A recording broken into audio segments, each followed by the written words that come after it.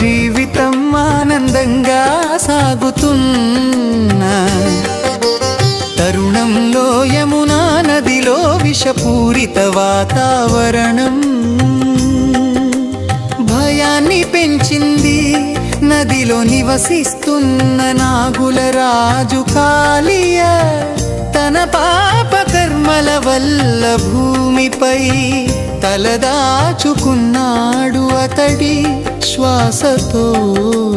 నది విషమై పక్షులు జంతువులు మానవులు కూడా దరి చేరలేని స్థితి ఏర్పడింది.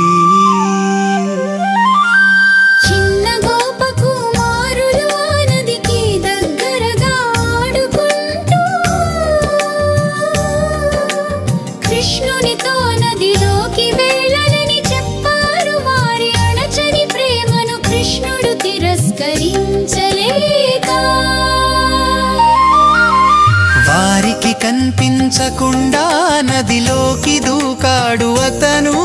నీటి లోపలికి వెళ్ళగానే కాళియ తలపైకి ఎగిరి కృష్ణుని చుట్టూ విషపు వేళ్లతో ప్రహారాలు చేయసాగాడు.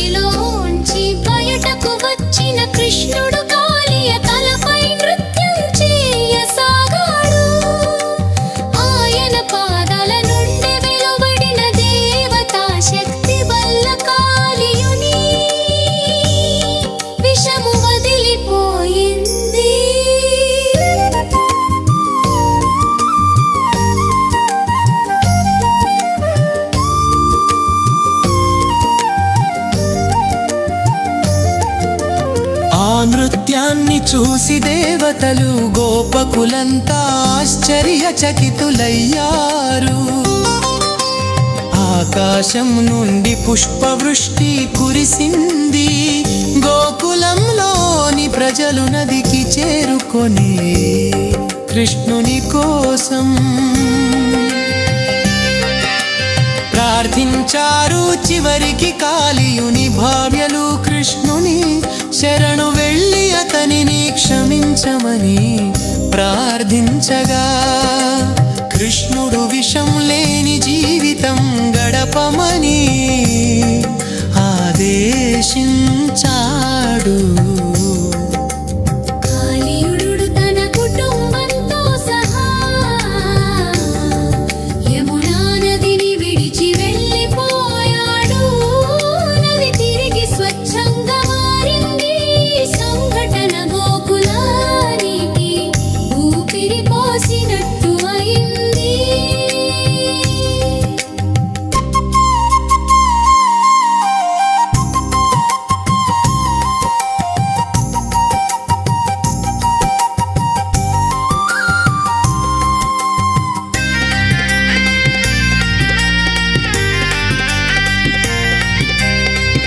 ఈ లీలా ద్వారా కృష్ణుడు చిన్న వయస్సులోనే పాపాన్ని నిర్మూలించగల శక్తిమంతుడని మరోసారి నిరూపించాడు. ఇది కేవలం నాగుని సంహారమే కాదు, ఇది భక్తుల భయాలను తొలగించే